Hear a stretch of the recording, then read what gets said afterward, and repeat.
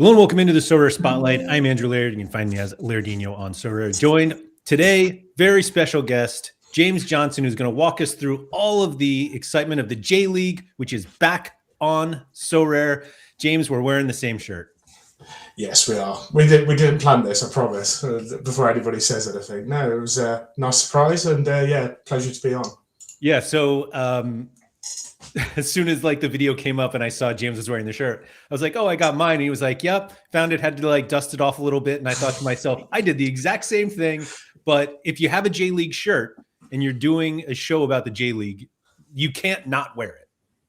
Yeah, it's true. As I said, I won it in the competition last year. So yeah, it was a nice memento. There's a little bit of a story I told you about that. It ended up between the UK and France twice, but we don't need to get into that. So, yeah, it turned up in about May when the season finished, so it was quite nice timing. Well, in fair, a nice little hope you had a good season gift there. You actually earned yours. I think I complained my way into getting one, and so thank you to Sorare for sending me mine. But yeah, J-League cards are on the market right now. In fact, I believe some of the first auctions are ending right now. And so we're going to get into that. We're going to get into kind of what to expect from the J-League this season, or at least for this kind of mini season. And you know what? We'll talk about that as well. But anyway, thanks everyone for coming in. Andreas, Sorare Soul, and Anion on the podium. Congratulations to you three. Mike Baston, Carrie, what's up? Alex Wilson, which says late, and I read this as I ate, which anybody who knows Alex is like constantly talking about food. And so I was like, oh, maybe that's what it was. Anyway, Sean Kenny, what's up? Fabian, appreciate you guys coming in. James, any first reactions to the auctions that we're seeing go right now? Yeah, I think Mike just put it in the chat. $120 on the first limited for, I think that's the goalkeeper bundle. I think that's the goalkeeper bundle for Antlers. Or whichever way, it's three cards in there. One of them will be usable. And yeah, we're paying $120. So I think that, I don't know what that is in pounds for me, but yeah, I'm shocked by the prices to start. I don't know why. I should never be with Sorare and what people want to do with their money, but yeah, this there's a lot of there's not a lot of time to get making money back in this mini season. So these prices being this high, I was never getting involved today. I said to you previously, I'm kind of seeing these first, 4 game weeks we have before the streaks start, as kind of, I want to watch, understand a little bit more, see where prices go. I can't believe prices stay this high. Obviously, we've had the one-offs today, which may have contributed a little bit to this, but yeah, I'm going to definitely be holding back my money for at least a week or so. Yeah, so as we see here, we've already, the initial Antlers bundles are gone. And as everybody can see from the screen here, all of the bundles, I was about to say all of the bundles are 3 players, but this one appears to be 4. Some are 4, some are 3.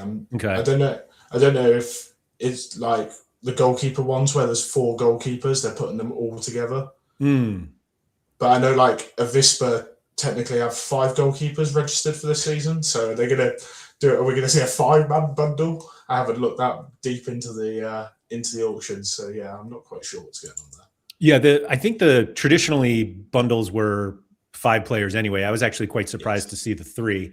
I think obviously most of the cards auctioned on Sorare are not bundles, and so it's kind of a little bit of another kind of guessing game of what people should be, or you know what they want to pay for these. Mike said Raysol put all 4 forwards in the bundle. As previously noted and then changed, the 1 of 1,000s are available in these bundles. I kind of assume, let me double check here, if the it is rares as well. So yeah, 1 of 100 rares also available. So you're getting sort of these like super collection bundles if you can get 4 players, probably 3 of which are the 1 of 1,000s or 1 of 100s, we were talking just before that that Hayakawa, the Antlers goalie one, he was a 2 of 1,000, and we were speculating it's because the 1 of 1,000 is the jersey mint, and so we're not going to get that one until a little bit later. But we'll get into a bunch of kind of how everything's going to work, and James has already made us a watch list that is as complete as a watch list can be for now, and we'll explain kind of what that means. But James, just to start off, can you kind of explain to everybody what this kind of mini season is all about? I'm sure everybody already read the blog and knows what it is, but for those who don't understand, kind of like what the J-League schedule is going to look like for the next few months. Yeah, so it's kind of a mini tournament, kind of no relegation, but it's in a league phase. So Japan has been split east and west for this. So we have 10 teams in the east, 10 teams in the west. Everyone plays each other twice within their east and west division. And then every team will have a playoff at the end of the season. So the 2 first teams will play off against each other. The 2 second teams will play off against each other all the way through. So we end up with, what's that, quick maths, 20 games of in-season utility, Sorare-wise. No relegation, as I said. So these will be the teams that when Japan goes into the summer calendar to match Europe, so I think it's August, September, they will come back. These will be the teams again. So I know we haven't had the license confirmed for next year, but this should give you an early indication of what the next full season should look like. Interestingly, as part of this mini tournament, there is draws, but then it will go straight to penalty shootouts for an extra point. So I don't know how teams will play that, if that makes sense. Like, there's no relegation. Do we hold on for penalties and then try and steal an extra point? And so are teams more defensive, less defensive? I don't quite know how that will work. But yeah, so I think the playoffs are middle of June, I want to say, kind of time. So we've got little over 4 months worth of in-season utility. Yeah. And so you mentioned it for those who kind of missed that part. The J-League's moving to the kind of European calendar of August to May. And in order to facilitate that, they're doing this kind of mini tournament, and Sorare are covering it as if it's a regular season. It's just that these cards that are on the market right now will be the in-season cards until August, basically, or whenever the regular 26-27 season launches, and then we'll get a new set of J-League cards, presumably with the card design, like of the new card design that'll come out sometime this summer. That's why I was interested. Well, do you think they're going to use this year's cards design on these? Obviously, we've got like the microchip kind of like blank cards at the moment, but do you think it'll just be the same card design? I know we had like the special card designs for J-League, K-League last year. Do you think we'll get those, or do you think it'll just be That's a great question. I hate to like put this pressure on Sorare, but I kind of expect there to be kind of I don't want to call it a special edition design, but I do kind of expect some sort of differentiator that shows like, yes, this is a different than the regular cards that we're getting. Yeah, I wondered if instead of if we got different designs, or maybe like the animated cards, like not every card from this season's animated, maybe we get different animation designs as part of these cards.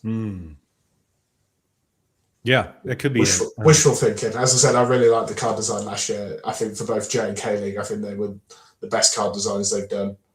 So they are very, very nice and very similar to the shirts we're wearing. So like, yeah, I don't know. We haven't really gotten a big indication on what that is. And I think the fact that the early access cards are being used, I mean, obviously they're being used because that's what we do now, but kind of gives them a little more time to figure out if they're going to do a special design or not, although I'm sure these have been done for quite a while.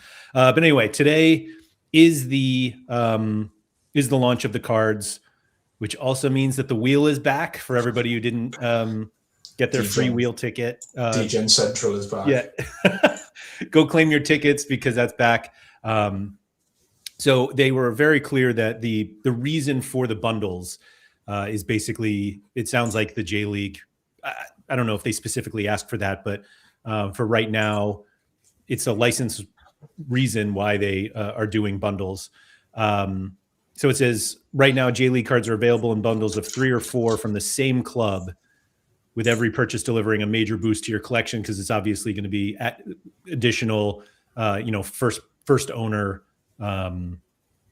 points. So 180 points instantly for the 3 card bundles, 240 collection points after 30 days, which for the obviously for getting your bonuses as high as possible, as quickly as possible, given that we have kind of this condensed amount of time to play these cards in in-season competitions. You get the boost up.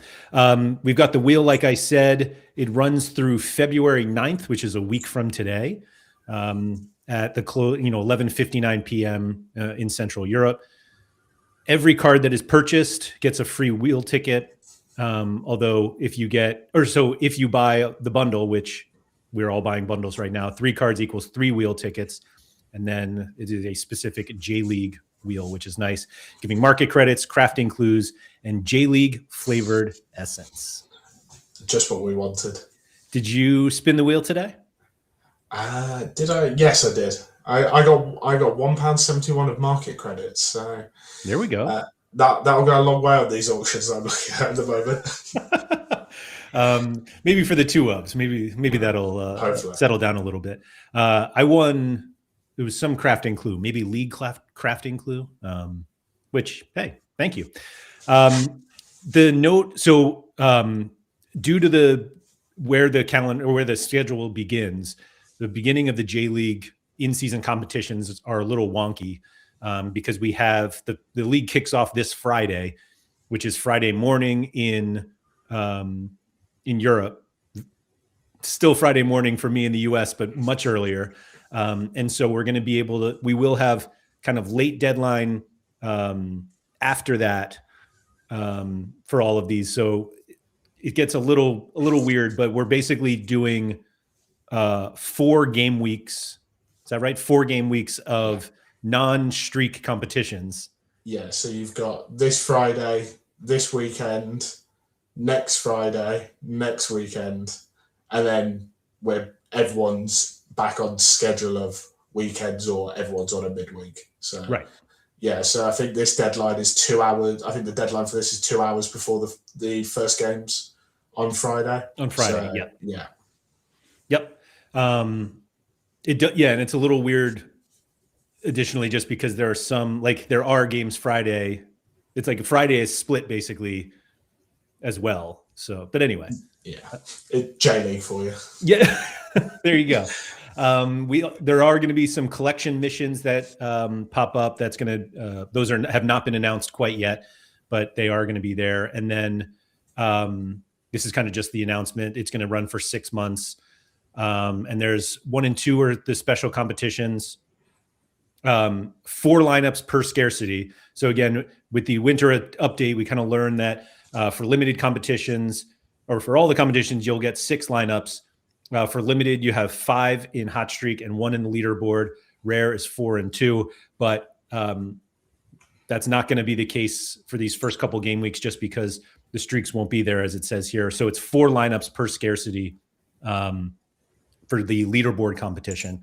They're going to be temporary prize pools because, again, the schedule is like a little weird, but they are going to be running these prize pools when there are fewer than 10 licensed teams, which is kind of a break from their standard rules. And then there it is. Full gameplay goes live for matchday 3, which is game week 55, which begins February 20th. And that's where the hot streaks start, and the hot streak and leaderboards split, and then we all go bananas. And then just like for MLS and K-League, there's going to be a 3x boost for the first hot streaks. So as a reminder, the first 2 levels are essence, and then we start getting cash prizes for steps 3, 4, and 5. And here they are right now. So instead of 500 essence for the first streak, you get 1,500, and then 750 for each additional, which is quite nice. And then $6,000, $75, $300, and $1,500 for the boosted hot streaks in limited. Here they are in rare. Rare is just essence for streak 1, and then it's cash for the rest. You can win up to $6,000. That's a lot of money. And then all essence in super rare and unique with the top prize of 15,000 super rare essence or 3,000 unique essence for the top one. Unlike the European, plus the bonus lineups, obviously, if you hit it multiple times. So I haven't done the maths, but when you say 6,000 at rare, technically, if you hit that with 2 teams, we're now at 9,000. And then, So, I think the boosted ones are quite appealing, actually. Would you say 3 times as appealing? Yeah, not quite as appealing as Europe, but I didn't expect it to be quite as appealing as Europe. But I expected it to be. I don't know why I expected it to be double, but I thought 3 times was actually quite chunky. Yeah, it certainly gives you kind of the clearer path of being able to figure out if you're going to spend $150 on the first round of auctions, what you're going to get. But I did forget that now all hot streaks with J.League, K-League, and MLS, every subsequent lineup that scores above that threshold, you get an additional payout. So you can kind of see the benefit of having multiple lineups there. And I feel like there was one other thing I was going to add. What was it? I don't know. But anyway, that's what we're competing for starting in a couple weeks, hot streak wise. And like we said, there'll be leaderboard stuff heading in. James, you made a kind of a calendar spreadsheet that I'll pull up here in a second. From that, were there any teams that kind of jumped out at you right away that you're saying, all right, these are good for the first couple rounds of the leaderboard stuff, or was it more you were just focusing on the streaks? Yeah, I'm personally going to be focusing on the streaks. I think, as I said, the first 4 game weeks, of leaderboards is really going to be, it's going to be interesting to see how that falls out. I know when we first discussed doing this, Vissel Kobe looked quite good, but they've got Asian Champions League games in the midweek. So technically they will go Friday, Tuesday, Saturdays. And I think that's Sanfrecce are the same. Gamba and I think Machida all have Asian Champions League, and none of them are guaranteed through at the moment. So they're all they've got to play. They've got to at least win next midweek to guarantee their place. So when you look at the first 2 weeks of these cash leaderboards, especially with, I don't know what we're going to see the kind of entry levels at, as in teams wise, with people having 4 lineups. But I think it's really going to be just any cards that you get over the next 2 weeks put in, and any cash you kind of scrape back to maybe a bonus to start the season and get you up and running. Yeah. It feels like it's certainly jumping in with the most unknown, just because, like you said, it's like the top teams are doing Champions League. It feels very similar to MLS playing CONCACAF Champions League at the beginning and having no clue what to expect. But these are the prize pools. This is in the prize pool blog that was posted last week along with the winter update. But we have a $300 top prize in limited. So this is the game week that is basically this midweek. It starts like it'll open tomorrow on Tuesday, and no, I'm sorry. Yes, the lineups are due Tuesday, not open. It closes Tuesday. So you can put your lineups in as soon as you get the cards. $300 for first place in limited, $400 in rare, $500 in super rare, and super rare maxes out at $2,500 if you just YOLO and get all of your in-season weeks right now.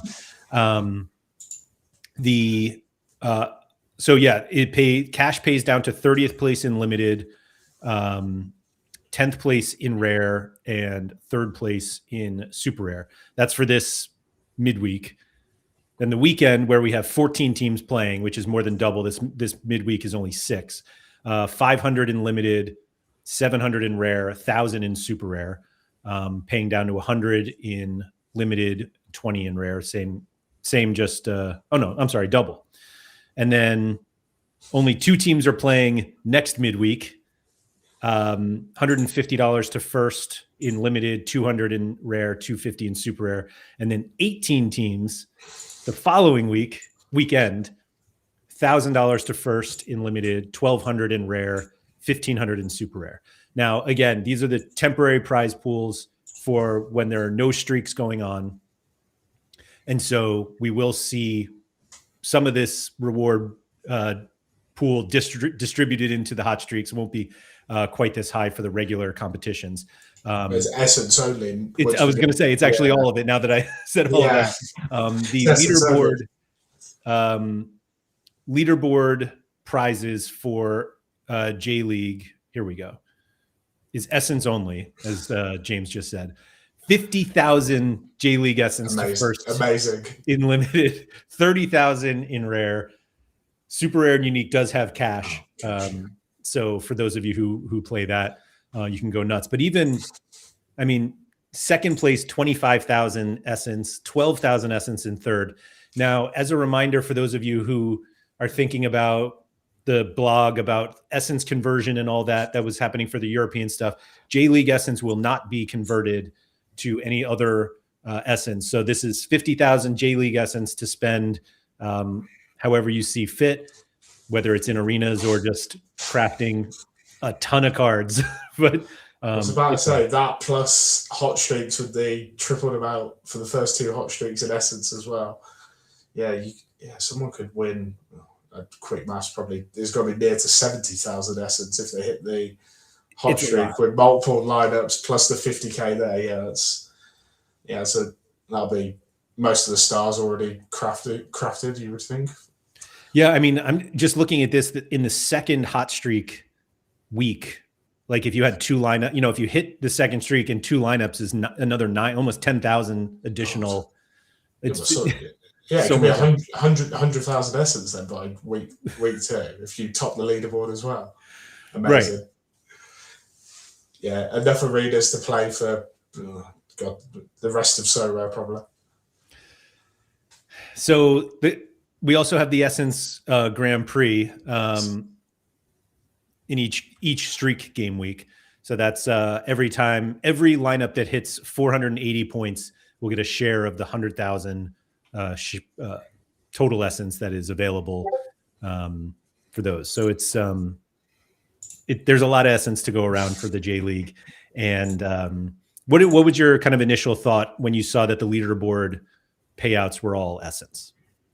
As I said, my focus this year has really been on hot streaks. So yeah, I was surprised, but at the same time, I probably wasn't surprised, if that makes sense. Mm-hmm. As I said, I'd much rather focus on the hot streaks, especially because I'm going to be playing in limited.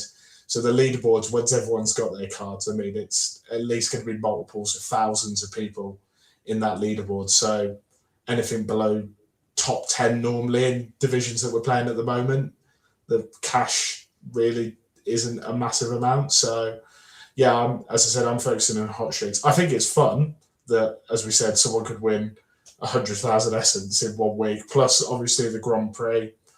If there's, you back one team that not a lot of people back, and they're the team that go off that week, one of the newly promoted or not the favourites, you could take home, half of that, say, of that Grand Prix essence as well. Yeah, someone's going to win a silly number at some point this year. I just can't work out quite how high it will get. I think that's what it'll be like. I'm excited to see just how high that number gets, because we haven't seen anyone win in a single competition win this much essence in order to. No, it'll definitely break the crafting simulator, won't it, when that all lands into your account, and someone's got 100,000 J.League essence to go and craft with. Yeah, I'm just laughing at the idea. All right, so you were talking about how you're focusing more on hot streaks. Here's kind of the schedule. Whoops, there we go. Kind of a quick overview of what you see. Is there anything that like jumped out from this when you were putting it together? I think you kind of see it underneath where I've put under that line. That's the kind of favourites for each side, the couple of favourites for each side. That was my initial pickings of their best 5 runs when you're looking to run a hot streak. And as I said to you when we were speaking on Discord before this, a lot of them are later in the season. So actually, the 2 favourites, the 2 best teams from last year, Kashima and both Kashima Antlers and Reasol, it is literally their last 5 fixtures. As I said, they play 2 of the newly promoted in Antlers' case, 3 at home. So that kind of gave me a kind of understanding that later in the season might be easier because you're going to have higher XP on your cards. Technically, if the collection missions go as Sorare want them, not everyone's going to have 5%, but everyone's going to have a strong percentage collection-wise. So, I think Kyoto Sanga are there at the bottom. Their first 5 is probably the best 5 opening streak. Obviously, the strong teams, Antlers, Reasol, Hiroshima, could obviously still do it. Mm-hmm. But I think Kyoto Sanga were kind of my favourites if you were looking to cherry pick just one team for the first 5 for the boosted. I think that's your best shout. What I haven't seen it. Let me see if I can pull it up here. But basically, like, who are the favorites to win the tournament? Going off the way it's been split between the 2 divisions, right. Kyoto finished 3rd last year, so they're the highest in the 1 division, and then Antlers and Reasol, who finished 1st and 2nd in the combined, obviously normal league last year, are in the same side together. So in the east it would be Antlers and Reasol, and in the west it would be Kyoto. Going off last year, obviously, as much as you can take that into consideration. Right. So we're going to see, excuse me. So like Vissel Kobe will play each of these teams twice. There's no crossover until the playoff. Yeah. So that's why I immediately look at Kyoto came 3rd last year. They've instantly avoided the 1st and 2nd best team from last year in Antlers and Reasol. So you look at Antlers and Reasol have ended up with both Jeff United, Chiba, and Mito in their division. So that's 2 of the newly promoted have gone in that side, and only 1 has gone into the other side. Reasol and Antlers, I mean, Machida should do well. Urawa maybe up and around there, but the rest, Yokohama had a bad season last year. That was probably Asian Champions League playing midweeks as well that hurt them for parts of the season. Tokyo Verdy were the last team not to get relegated. So I would say Reasol and Antlers have got, there's 5-6 teams there that you would be comfortable home and away for them to play, and you would be definitely saying that's the probably standout fixture of the week. 1 on their side, but 2 across all sides. So our CT's says Yokohama is going to be decent this year.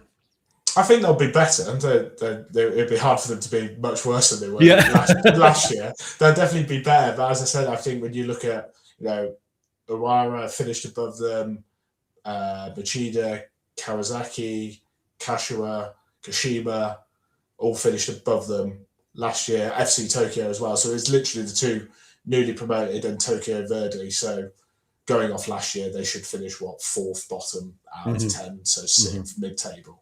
As I said, because there's no relegation, teams might throw a bit more caution to the wind and try and win some more games, or, as I said, get this extra point from penalties. So the only metric we have to go off is last year and obviously historical placement. But I think of all the seasons, that probably weighs the least into this kind of one-off little bit of a tournament, if that almost makes sense. Yep.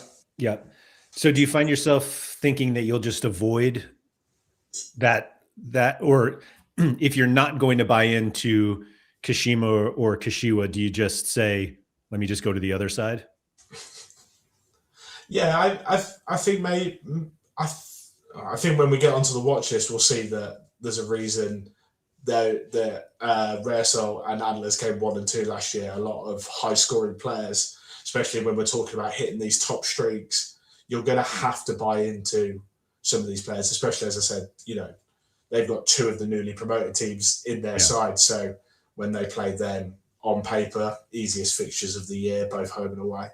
So I think you're going to have to cherry pick those players, or if someone gets on a good run, that can happen, or there's still some unknowns that come into the league. The 3 newly promoted clubs, that you might be able to cherry pick some players out of there as well that are relative unknowns. But yeah, I was more focusing on the Kyoto side of the divisions.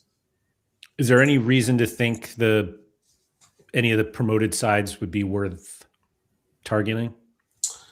I think there's cherry-picked players that you can target. Okay. Obviously, if you're a fan, you probably want a full stack, because for a lot of them, I don't think there's many licensed cards at all for their players. So there will be people that want to pick up the stacks. And as I said, when you're looking at like this Essence Grand Prix, it only takes one of the newly promoted teams to beat someone they're not expected to, and you could fly up 1, the leaderboard, and 2, take home all that Essence Grand Prix. So I wouldn't advise 5-man stacking them. Obviously, you're going to want to cherry pick some of the classics or better players from the other teams. But I think there's merit in all 3 teams with some players that have come up.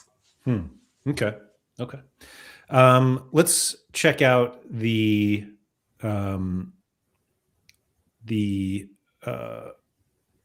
watch list that you put together. So this is, I believe it's public since I found it. So yeah, everybody who actually, I'll just drop this in the live chat if anybody wants to follow it. But you can also just James's Sorare handle is James J123, and it's, if you just go to his watch lists, you'll be able to see it. It made me feel better that I pulled this list up and I was like, oh, I have some of these guys already. Obviously, I don't have the in-season versions, but if these are kind of players that we want to target, I feel better that I have some of them. You did note, though, that there are a couple guys that just couldn't be added to the watch list yet due to some sort of some reason. Who knows? Back end issue with Sorare. Yeah, I think obviously this is done on L15, highest to lowest, the way this is ordered. So technically, top of there should be Alexander Schultz of FC Tokyo. Some reason I can't add him to the watch list, but yeah, he should be 1 on the watch list. And yeah, then we're working way down. Obviously, L15 isn't everything. People's what roles and stuff change year to year. Obviously, as I said, you've got some of the newly promoted teams that will be, I guess, zeros, L15s, because J2 won't be covered. I would assume so. So I guess by the time we come to Streaks, you won't get that cap 0 bonus if you're trying to do the cap 260. But yeah, there should be some players on there that are obviously zeros. So yeah, I think this is, what did we get to? 30 players. I would probably think there's a couple missing, so we're probably more looking at 35 that week to week. I think there's a good amount of teams covered in this. So being able to pick the matchup with the player is definitely something I'm looking to do, especially at the limited side. Fingers crossed the prices come down. The original plan was to kind of just, I've been picking up the classic of pretty much every single one of these, so I can run the classic and the in-season in 2 different teams, matchup dependent. So a little bit more all-in strategy if you want. But yeah, like pairing a classic defender with the in-season keeper and then the in-season defender with the classic keeper 2 times for matchups was kind of where I wanted to go with this. As I said, if I'm going to get round to all 20 teams or however many I want, the prices are certainly going to have to come down a little bit more. But yeah, I think there's a good blend of players from multiple teams here to look at. Yeah, I was just trying to look at the positional breakdown. So of the 30, and like you said, there should be a couple more that just couldn't be added right now. We have 8 goalkeepers, 8 defenders, 8 midfielders, and 6 forwards. Do you It worked out anticipate quite nice though. I didn't realise it was at 8-8. Should have added eight, two more forwards. Two more forwards? Yeah. Maybe Yeah. we'll find one. Who knows? Is there? What do you think? You kind of just mentioned goalkeeper, defender, stacking like that. Is that the extent of the stacking that you usually do? Yeah, I would say that the goalkeeper, defender, or even goalkeeper double defense is quite strong. I mean, when you look at the clean sheet numbers from last year, I think Cashua ended with 19 clean sheets. So when you look at Kojima and Koja together, the average score when they keep a clean sheet between the two of them, you're probably halfway to some of those early hot streaks just with them two. Because they're normally ripping 70, 80 plus raw score. So it's a bit more of an all in. I like to try to do one kind of half a team of defense and half a team of attack, playing the fixtures.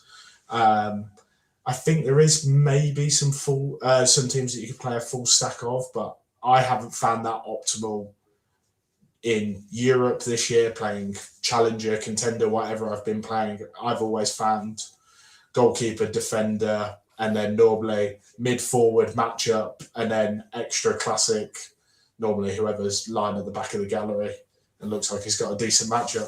Yeah. I don't think I never really looked at the J-League as a full stacking league, so it kind of makes sense to me.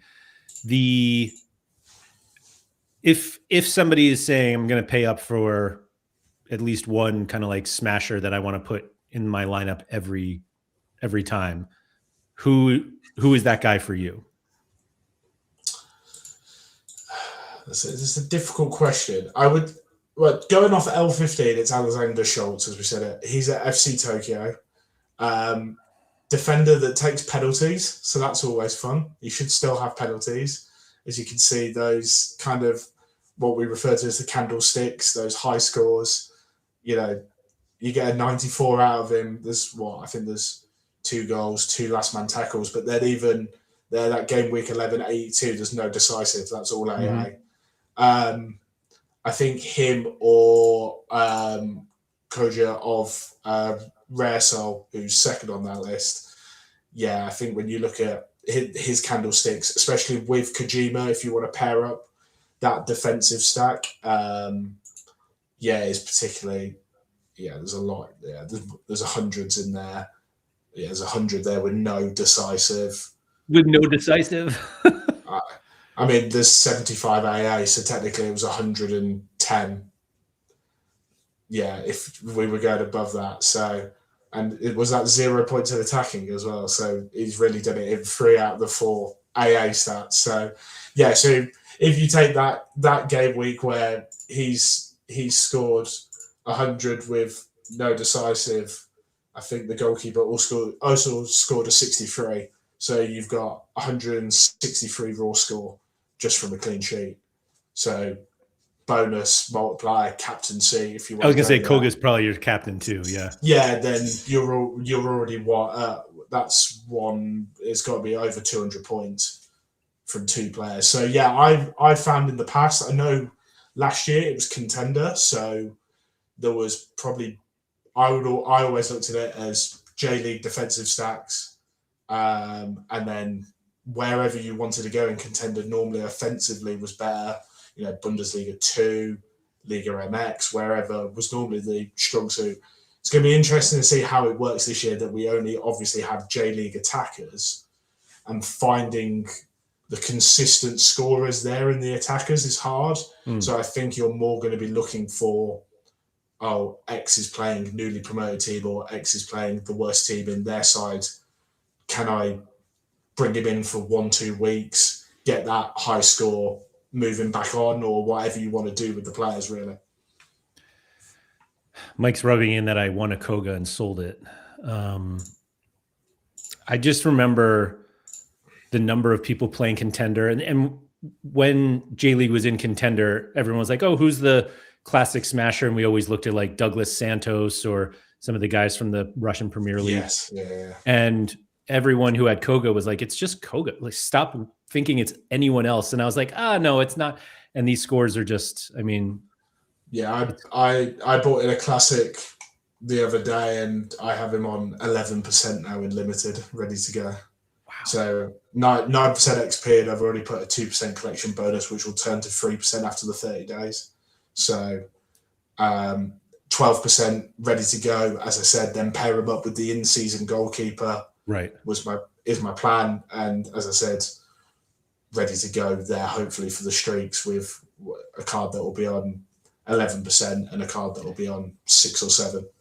Do you lose 5% of that though from the in? Does it still have the in-season bonus? No, there's a complete classic. This is a 2022 card. Wow. So it was I got it. I traded it 4 days ago, and it was already level 9. And then I think I got it to 2%. I think all the cards in limited as part of that collection were like 40p. So I bought 10 of those for £4, got another 2% out of him. 4 days everybody followed. Yeah, trendsetter. No, not quite, but yeah, there you go. Let's just check out this collection here. So as part of that collection, I've just picked up Mateus Savio, who's at Owara Reds. Had a bit of a quieter year last year, but I just picked up one. I think that's on 5% straight away. Just I think it was. Yeah. Oh no, it's on higher. Is it on higher than that? Mm-hmm. Oh, 8%. And that cost me. That was £2.50 for that card. $3. Yeah. Mm-hmm. And as you can see, picked up all the rookie cards, 40p, 50p a pop. So yeah, instantly at 2%. Very easy to get to 3% on these classic collections. I mean, I was looking at some of the classic collections. There's like 43 cards. Yeah. And so when they're this cheap, really, really easy just to fly up with those collection scores, which I think I found through playing Europe and Hot Streaks this year that everyone goes, oh, it's only 1 or 2%, but you need that 1 or 2% when it matters. And for sure. Really can be the difference sometimes. 11 Brazilian players in the J-League, they always perform well. It does seem like we get plenty of them that do well. Yeah. Big fan of Brazilian football, and yeah, it's been they are Japan's favorite import is Brazilian footballers. So yeah, they try and hold on. They try and hold on to them as much as they can. Yeah, they've historically done very well in this division. Love it. Surface. Hello. Do you think the shorter schedule for this special season will result in less rotation and more stability? I'm not going to guarantee stability because it's still the J-League. So I think when I looked earlier, we're at 6 teams have got new managers out of the 20. So the stability, it's all over the place. I think Vispa's manager got fired 5 days ago. So we're a week, 10 days to start the season, and he got sacked. As I said, they've got 5 goalkeepers registered. So yeah, good luck. Match week 1, sure, pick one of the 5 and hope for the best. But yeah, I think there will be some less churn on the squads, definitely, and I think that's also been seen by the winter windows. Transfer window is normally quieter for the J-League anyway, but it has been really, really quiet. That I think a lot of teams are kind of just happy with their squad. There hasn't been massive bloats on the already big squads or whatever squads they had from last year. Right. So I think, we'll probably see fairly consistent lineups. There is quite a spate of midweek matches where they will be going weekend midweek because, there always is. But I think consistency wise, once we settle into the season, I think there will be more than last year. Do you look at goalkeepers or anything about goalkeepers beyond what team they play for? I would say so. I know when I was looking at kind of the players to watch, Ilgu Park of Yokohama, who, as I said, last year finished, I think they finished, where did they finish? Quickly having a look. So they finished 15th out of 20 teams last year. So you would say not a good team defensively. He is the highest scoring goalkeeper on L15 from last year. So I think team does matter, but the J League is always a league there's not a massive amount of goals. So, I think top scorers last year were Kyoto, Sanga. There was 38 games and 62 goals. So we're at just over 1.5 a game. So goalkeepers, I would always prioritize, yes, who they play for, but I think there's value to be found in most, if not all of them. As I said, like Tokyo Verde were the ones that stayed up in 17th last year. Their goalkeeper Vidotto, another Brazilian import, fairly good scores throughout. Like, obviously there is the scores where he's going to concede 3 or 4 in a game, but those peaks are still there. I mean, what's his L15? 58. This was for technically the worst team that stayed up last year. There's how many clean sheets there in 20, 30, last 15 games, So, yeah, I think team is important, but yeah, I think all the goalkeepers bring some value to them. And I would actually argue when you're looking at hot streaks, some of the top team goalkeepers may not be the play. Like we just looked at Kojima there. The defender scores 100. He got 3 AA in a clean sheet. So a score of 63 might not be enough to get you to that top hot streak. You might need a goalkeeper that can put up a 87, say, there with a clean sheet. So, yeah, I think it is matchup dependent and team dependent, but I think most goalkeepers will give you good value in this league. Yeah, that's fair. And, like we say with all the other leagues, somebody's going to play the newly promoted side at some point, whether they're a mid-table team or not. And so those could be the opportunities. I do like this one you pointed out. This is a very classic situation of what happens with goalkeepers when they concede and when they don't. But if you can get somebody that, scores in the 70s with the clean sheet, it goes a long way, particularly if you're getting, additional points with your collection bonus and XP and all that stuff. We're not looking at just raw scores here. Just like when you look at Kojima, I was just looking across. There's 4 80+ scores from May to December. Wow. As a goalkeeper, and most of the clean sheets are 66, 73, 68, 71, 63, 63. So yeah, those peaky goalkeepers, especially with hot streaks that we didn't have last year, are going to be important.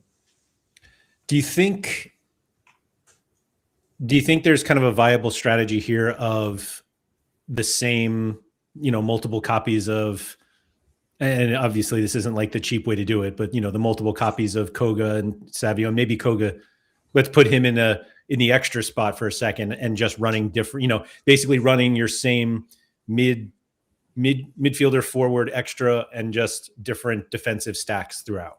Yeah, I think there's a lot of value. That is where I would be looking to do it in the J League, would be the defensive stack, because sometimes those defenses, as we've seen, you can get multiple defenders that get over 90 in one-off games, and then they go back to scoring 45, 50 the next game. You've just got to hit those moments where it is right. As I said, the strategy is kind of blurred for me at the moment. This is why I wanted these first 2 game weeks of actual football to have a look at it, because we're not used to just having J-League.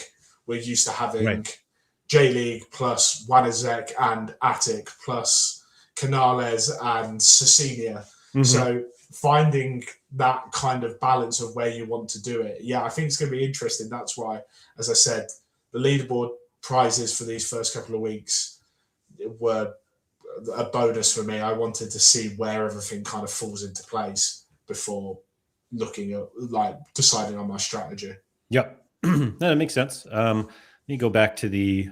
So I shouldn't have brought up Cecilia, should I? Hoodwink will be there'll be tears in the Discord. We'll see him again one day, hopefully. So yeah, I don't.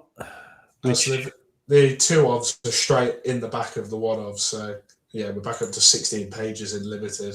Yeah, so it looks. Oh no, sorry, that's 16 pages in total. But yeah, it looks like the 2 odds are coming in straight after the 1 odds, limited wise. Yep. Trying to see of where the last one until we see. There's Tokyo. Oh, there's one back here that I might just throw a bid on while we're here. There you go. I'm gonna set a little reminder for that one. I was trying to see if we've gotten through all of the one-ofs, but not quite yet. No, we've got an hour and a half until the Antler 2-ofs in limited. Okay. Although some of these, like these are 11, yeah, so 10. 11 and 10 and 8. Yeah, so the Antlers is the second round in an hour and a half. Yeah, Rare Soul is the last of the limited, which is interesting. I don't know how we had Antlers first and Rare Soul last. I can't work out what order they've done this in. Yeah. But yeah. So there's the Koga. I believe I have a Masaki Watai super rare. Okay, so we're getting you into super rare in season J-League then? No. Oh, no. But I'm sorry, I just have to check. I do. Yeah, there he is. In the vault or still? Yeah, it's vault. Can I get that? Let's get that one out. -1 point off your vault. You won't miss it. there's your classic for the year, lads. Let's go. Let's get you a rare soul in season super rare stack and get you streaking. Is he going to play? I would doubt it. But yeah. There we go. I was actually really looking for. Maybe it was. Yeah, Koga was at 60 something. I think I saw. Yeah, 61. Yeah, I think. Price wise is interesting. It seemed like Antlers went really expensive, so I don't know if that's a collector that's really driven those up. Like Kyoto was next to go, so their striker Rafael Elias, who won the Golden Boot last year, would be relied on as your striker to probably have as the attacker. I think his bundle as part of Kyoto was a little bit high, but nowhere near as high as some of those Antlers. So I don't know if, as I said, Antlers was a collector that wanted to pick them up. But yeah, I think the Antlers were particularly high in terms of price. It's kind of awkward to try and find the prices when they're all part of bundles. That's right. The Hayakawa was the 2 of a. Yeah, so that's already at 10%. So he's already got 5% collection. Let's see. Did they go? Yeah, everything. So if we took Hayakawa, how much did that one finish at? Because I think that was with the 2 backup goalkeepers. So he's basically paid for Hayakawa and 2 vault cards. Yeah, $165. So yeah. No, that was 165 was the last bid before he won. Oh, you can't see the price that the bundle was won at. That's interesting. So it was at least $170, let's say, for the starting goalkeeper and his 2 backups. Mm-hmm. So, but again, I was going to say it's the one the one-ofs. So I want to believe that there's some sort of premium there. It's literally one of everyone except Hayakawa, and I assume that's because again we were saying that the one of will be the jersey mint. Does it? Oh no, he says shirt number 29. Yeah, I think those are from last year. Okay. They should be. I'm just looking at. So the next goalkeeper to go was the Kyoto Sanga goalkeeper. He would have been he's the 2 of 1,000 as well as limited. So that bundle went for the last highest bid was £36. So who was that for? Ota, the Kyoto Sanga goalkeeper. Obviously not at the same quality level as Hayakawa. Hayakawa won the Golden Glove last year. So, but yeah, the Ota, who should be the starting goalkeeper, the last bid I can see was £36. So I don't know what that is in dollars, but I can tell you it's a lot less than 170. And that I'm guessing that bundle. So we're looking at least a third of the price. Yeah. And I presume that bundle was the same. It's the backup goalkeeper, the 2 backup goalkeepers, one-offs. So. 3. Oh yeah, 3. Yeah, okay, so we did that. So he got even more backup goalkeepers for his money. So really a bargain, that one. It's interesting they've labelled these cards on the collection 26-27. I don't know if you noticed that. Right here. If you go back a screen to look at and then scroll down to where you would click into his collection, it says 26. I guess we had 25-26 last year, but what do they do if the license comes back. It's like such a one-off. It really should just be like 26. Yes, yeah, because it's not going to be 27, 20, 28, is it? Right. Because we can't move on a whole new season. Yeah, interesting. No, I just noticed that. So yeah, looks like that Antlers guy has gone for all the one-offs, so maybe he's paid a premium on those. But yeah, I would say that Otter price is still high, but it's the first version. I think when that comes down, that's kind of the level I expected them to be at. I'm just wanted to have a look at Elias. Also, that's a classic rare for. It's a great card. Yeah, they are. They're absolutely beautiful. I've been trying to find any of them that had high XP on the secondary just to have as classics. I'd overpay double the floor just to get those ones in, especially in limited. But yeah, trying to find ones with high XP from last year's hard. All right, we got the Yokohama goalies coming up. Yeah, so the Elias one of last bid was £65, so he would have been in a bundle with two other backup forwards. So what's that, about $80-$90 for the Elias forward? So yeah, I don't think for the one of that's too high, but I guess it's subjective to what people want to pay. Yeah, I was going to say. Yeah, it's hard to tell, isn't it? Yeah, the Marinos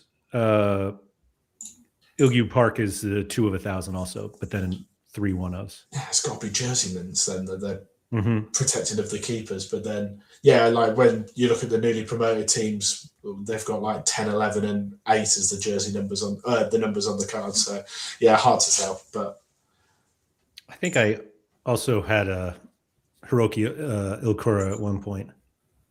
Do I still have it? Yeah, should be injured and third choice goalkeeper. So if you have got him, maybe leave him wherever he is. I'm going to guess the vault. Oh, no, he's gone. Sad times. I'm just trying to. I'm trying to let it load. I'm just trying to load the Elias price from last year for the one-off, just to try and get an understanding of the in-season price. But yeah, it's kind of hard to. Oh god, there are so many dots here at limited. It's hard to see. Oh yeah, and then all those special cards came out as well. Were they not sold as bundles last year then? I was literally just thinking that. I don't remember, to be honest. Because this is showing like individual cards on the price graph, but I wonder if that just shows us individual cards on the price graph, because it'd be hard to show a bundle on the graph. If that makes sense. I'm not sure they'd be able to. Like, I don't think they would like cut it in half. Wow, Mateus Castro. Yes. I forgot that he went back. Sir CT said, with these prices, I feel like the K-League will be cheap. Who knows? Well, yeah, it's interesting that this is obviously the first league of last year was not bundles, but obviously this is the first round of auctions for the Summer League cards. So MLS next, maybe everyone spends their money on Messi and Boanga and everyone else as part of that. So yeah, so the one of Elias limited last year by himself went for £14. So it would have been like $20, $22. So this year he's gone for 4 times as much. But it was the one of? Yeah, the one of. Plus a couple extra cards. Yeah, plus a couple of backups. But this was the one of last year as well. Oh, okay. But would that have come out later? I can't remember. Did they do the one-offs later for Japan as well? I can't remember. Yeah, I don't know. Yeah, but yeah, interesting. The one-off, it's quite a jump, like 4 times the price. Did I just lose the park auction? Did it just finish while I wasn't looking? Oh, I think it did. It's quite annoying as well when you you go on an auction, you can only see the auction I've marked to see what the price goes for. It only shows the one card. It doesn't show me all 3 when I click on it. That's weird. That might just be a bug on my end. So here the Marinos goalie went for roughly $70. Okay. Yeah, interesting. Yeah, so it's still what less than half of the Antlers goalkeeper. Yeah, I guess when we put it like that, it probably isn't a bad level to have gone out. But yeah, it seems these first mints do seem high. I know we probably said this at the start of every other league, so it's hard to tell. But yeah, I think the fact that Streaks isn't for 2 weeks, you've got a good chance for prices to settle. I think what you're going to have to be more aware of is the players that no one expected that does well in the first 2 weeks, where they could jump to 4 streaks starting. There could be an opportunity there. Yeah, I'm actually just going to place a bid on an auction. I mean, the other possibility is just the people playing for those first few leaderboards with the expectation that a lot of people will not be doing that, thinking they'll focus on the streaks, and so maybe just getting in early. Obviously, you're paying a premium. Certainly, you're going to pay a premium for the one-ofs. I don't want to say you're getting like free one-ofs, but you don't have to bid a couple of times to get a number of one of 1,000 or one of 100s right away.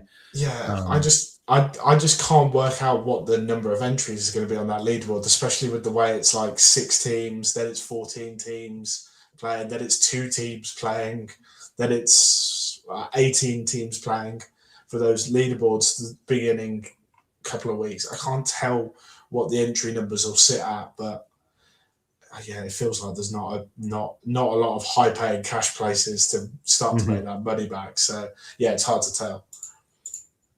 Yeah, I've been outbid twice on my bid for the cards I was going for, auto bid. So yeah, I'm going to unmark that one and leave that one alone. Yeah. Fair enough. The first day frenzy is real on Sorare, that people just get really excited when new cards come out. Yeah, I mean, I am looking at one of the newly promoted teams, so I thought it might be a little bit quieter and a little bit more, less knowledge and people not sure about them. But yeah, the community never ceases to amaze me. Everyone's pretty switched on with what's going on. So yeah, I really wanted said card from one of the newly promoted teams, especially because he is not the one of in the bundle. He is an attacking mid, so he won't be shirt number 1. But he is number 3 on his card. Not sure why, but I think he'll be the first mint of him on the platform. So, and of all the newly promoted players, should be the one that does the best. So I was interested to try and get him in. But yeah, the price is, he's already over £20 now just for one player from a newly promoted team. Seems high to me.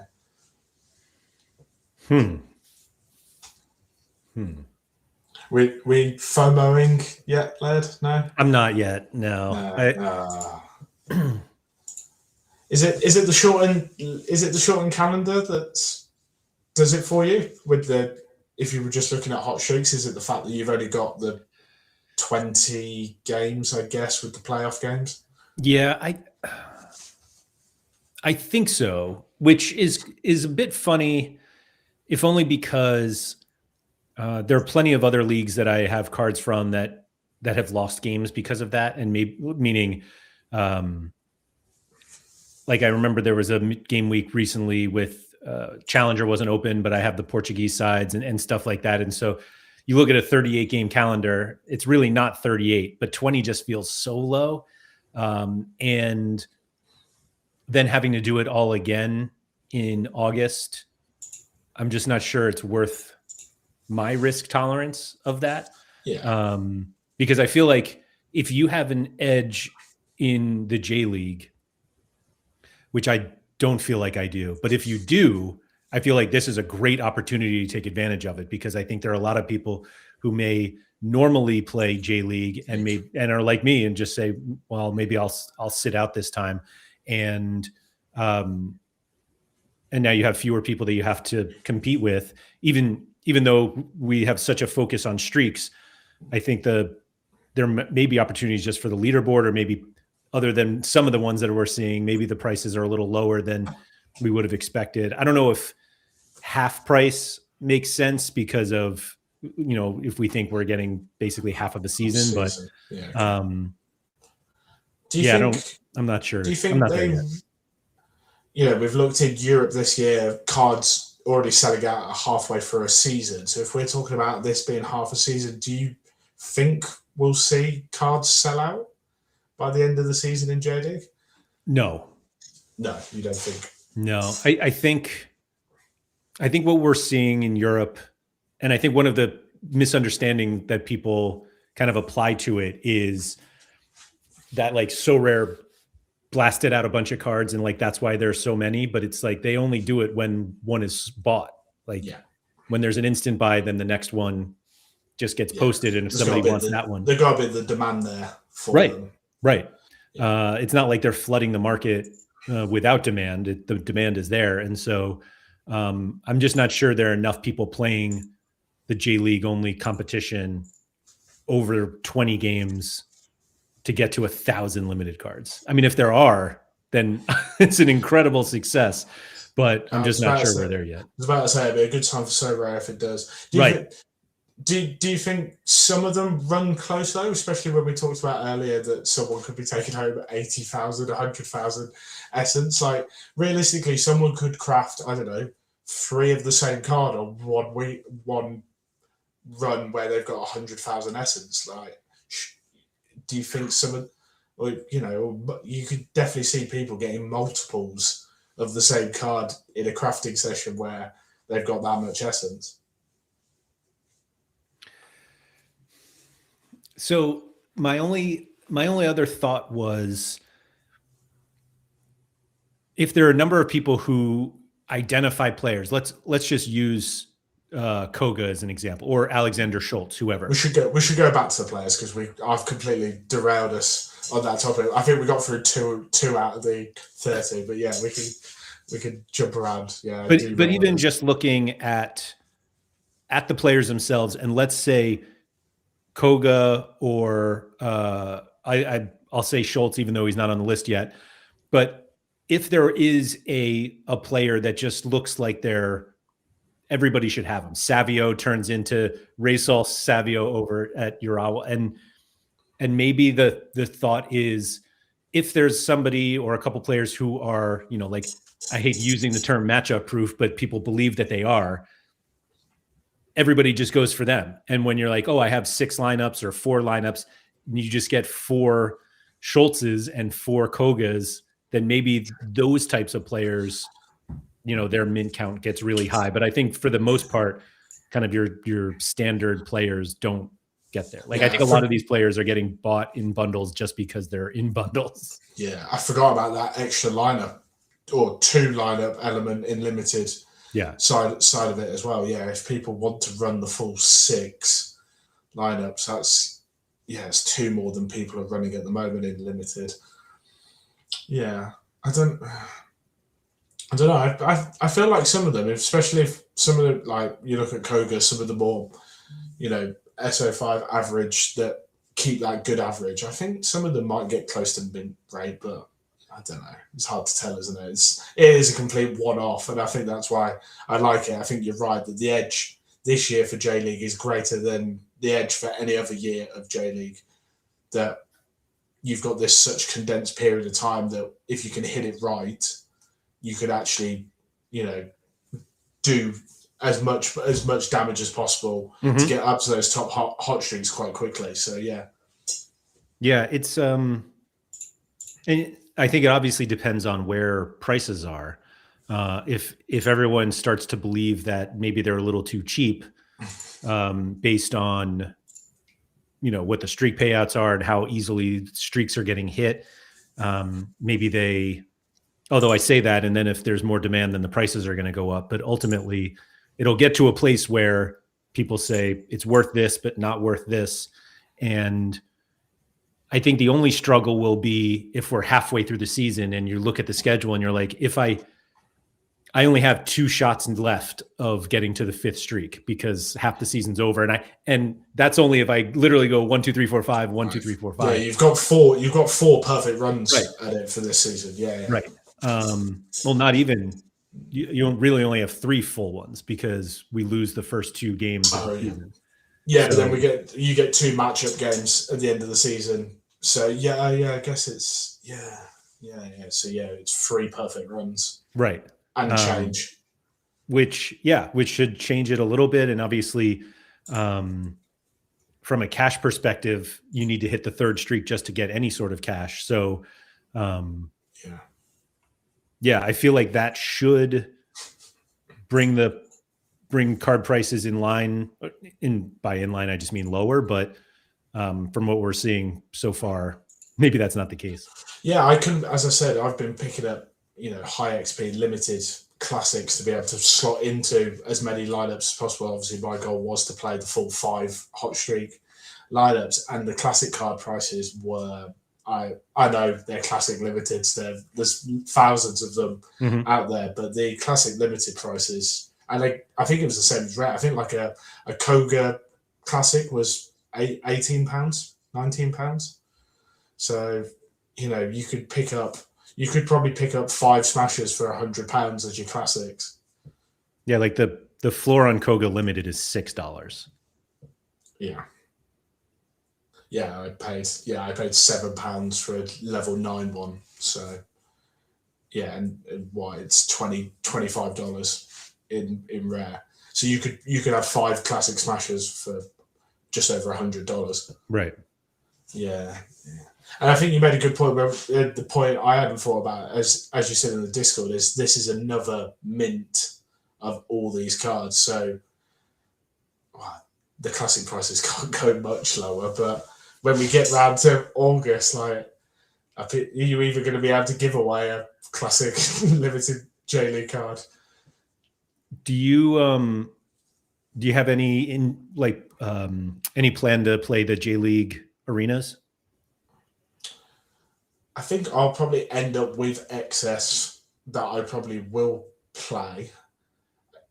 If with the league-specific arena, you still win back neutral essence, don't you?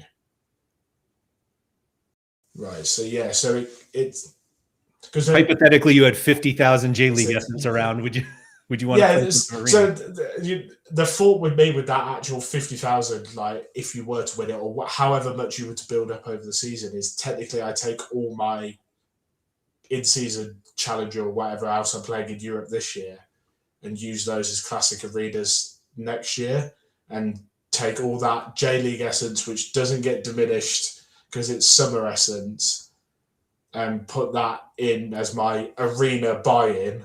Right. But use my Celtic cards, my Rangers cards, my Fenerbahce cards. That was my plan with it. Obviously, I want to craft some cards to begin with to hopefully fill in some blanks, or interested to see what they do with these collection missions. Are you going to get more rewards for your collection missions if they're first owner? Was my thinking. Do you think think you'll get a bigger whatever it is, more of whatever it is if you've crafted or bought the card from Sorare compared to buying it off the secondary market? Yes. Yeah. Yeah, you think so? I would think so. So, yeah, I think there's going to be some strategy of what I do with my J.League essence. But, yeah, my immediate plan when I saw that, especially the first 2 streaks are essence, and the leaderboard, if I put a leaderboard team in and the Grand Prix, technically there's no reason that you come out of this summer going into the next year and you have all this J.League essence. I guess, but if the license gets renewed for August and your Will they convert the J.League essence then? Then I just thought if you had like 30,000 J.League essence, does that just give you 30 crafts when J.League gets put back in August? If it gets put back in, I wouldn't think so. Now that we've spoken about it, I should have. Yeah, I should have kept that one secret. Yeah, I just thought that's interesting, isn't it? But then, what does that then just get converted at a different date to Europe gets converted? Because obviously Europe's getting converted at like the end of this European season. Does J.League? Yeah, but isn't this tournament ends around the same time, doesn't it? Middle of June is the last playoff games. I would expect the World Cup to kind of the conversion to happen either before or after the World Cup. But they said that this this would run through. This essence would run through. They wouldn't. J-League, MLS, and K, they're not diminishing for Sorare 27. I mean, they did say they weren't bringing out the one. They did say the one-offs weren't coming out today as well. So. Yeah. I think that it's obviously a very different situation than K-League and MLS. Yeah, no, 100%.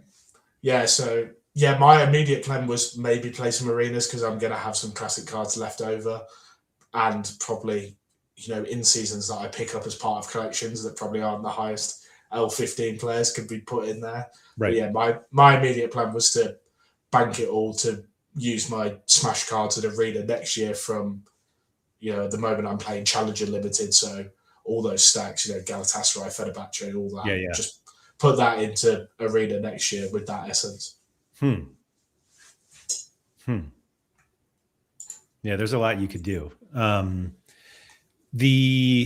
was thinking 300 essence entry into Arena doesn't sound that much if you win 50,000 essence. Especially if it's J-League essence and then you're washing it for neutral essence for next season. What does that? The neutral essence just becomes all-star, doesn't it? So it depends on what else you have, but if you have all-star essence, like I guess theoretically if you only have J-League essence and it converts to neutral, you're just converting it. It's just J-League essence anyway. Yeah. But if you play everything else, then you kind of you get a little bit of everything else.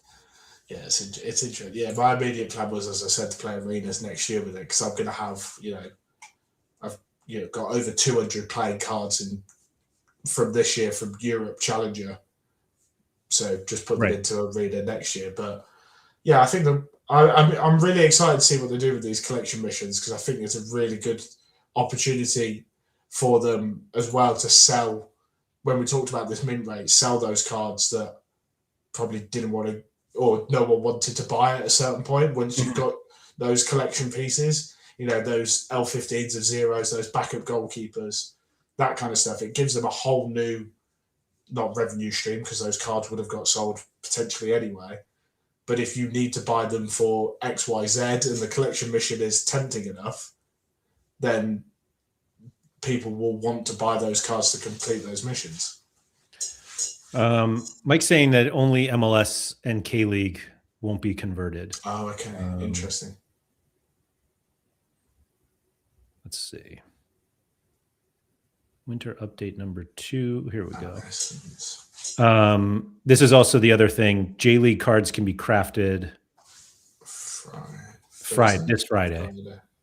I'm going to guess it's going to be post-lock, and it'll be evening time. So you'll have them for the weekend. Oh, no. Do we know when the lock is for the weekend? It'll be because it's a late deadline? Because the Friday one is a late deadline on Friday. Does that make the Saturday, like the game week, where are we, 51 deadline later? I would guess it's after, yeah. Yeah, you won't be able to use them for the weekend. Oh, so the deadline for the 51 matchups is February the 6th at 6 o'clock in the evening, my time. So that's Friday night. That is a later deadline. Yeah. But that's probably the time that the cards will go in. The cards will probably go into crafting at 7, won't they? That's what I would guess. Yeah. UK time. So you won't have them for that first game week 51 lock. Right. But then from then on you can. This is saying just MLS and K-League won't be converted. So J-League will be. Here's me thinking I gamed the system. Saying that, you might win enough though. What's the maximum you can hold? 150,000. Yeah, you could win that in one game week. I think calculations are right. So it'd be worth converting all of it and crafting and doing everything else with it. Right. Philly Dilly will all-star and neutral. Everything converts. So yes, like the percentage should stay the same, but everything else converts. Yeah, it's gonna be interesting what people like. You could win, as we said, like 100,000 essence, and then you might have a week to if you win that Grand Prix. Right at the end. Right at the end, you just instantly lose 135,000 worth of it when it goes from 150k down to 15k. Right. Yes, because at that point it's going to be like we've got to in Europe. Like, are people going to want to? No one's going to want to use their essence to craft because J-League's over / the best cards aren't in the crafting pool. Yeah, it's interesting. You could just enter 50,000 arena lineups. What, to win XP? Does XP convert? That's a good point. We're back.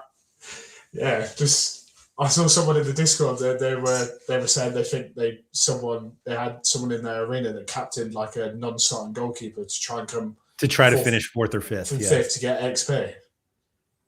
Yeah, it's interesting. Yeah, because I've been saving XP for a while now for this J-League to obviously by the time I get to Streaks, because it's a 1 day cooldown and a 1 week cooldown. So I should be able to level up most of the Smash cards I want twice with the XP I've got before I go into Hot Streaks again. If you get them early enough, yeah. Yeah, so I've got if I'm going for you got about a week, right? Oh yeah, I've still got another week, yeah. That was another plan that I had with I don't know how much limited. I mean, I'm still playing Challenger at the moment, but I'm sitting on 24,000 limited XP. So you really did hoard it for this. Yeah, I was like, and then I started looking at these classic cards. Like some of them I got, and I forget how much XP you need at some of those top levels. Like these classic cards that I've got on 9%, you need like 6,000 XP to take them to get that last 1% out of them. Love it. Love that. So we're coming up. Let's see, what is the timer on this? 3 minutes or so on the race all ones, which we said were the last ones, right? Yeah, and then we start seeing some of the rares coming in. I noticed not that it affects me because I won't be playing that, but in Super Rare they've put the newly promoted teams first. Like they've switched the order of auctions. Oh yeah. On mine, it's showing Chiba, Nagasaki, Mito as 1, 2, 3. And I was gonna say maybe it's reverse alphabetical after that, but it's not.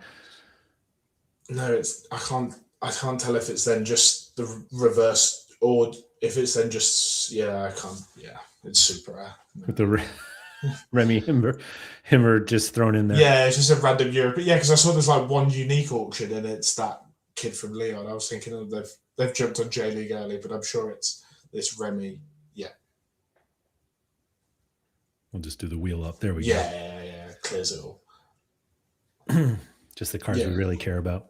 Yeah, I was just about to, so like the rare auctions have got 5 to 6 minutes left. So at the moment the rare Hayakawa is at half the price of the limited Hayakawa. Well, just over. But no, wasn't it this price? No, it's $170. Oh, it went that high. Yeah, I'm sure where we looked it was 170 for Hayakawa. Didn't we have this in Europe as well to begin the season? I'm sure there was examples where we all looked at it. It was like, why is the rare 10% cheaper than the one-off limited? And it rings a bell. Yeah. No, you're right. Yeah. Yeah, so it's, at the moment it's $50 cheaper. You got some money in the wallet. There you go. No? Actually, I wanted to see. Oh no, I was wondering if the guy who built that limited collection was also going to be here, but no. Yeah, I noticed. I think it was Machida I was looking at the limited, and someone that picked up a lot of the one-offs had like 5 limited cards that he bought. He had like Vitinha and Dembele limited that he bought 19 days ago, and then he bought the one-off Machida. I don't know what part of the one-off collection it was. Let's find out. Can't hide anything here. I don't know which player it was. I'm sure Tani wasn't in there.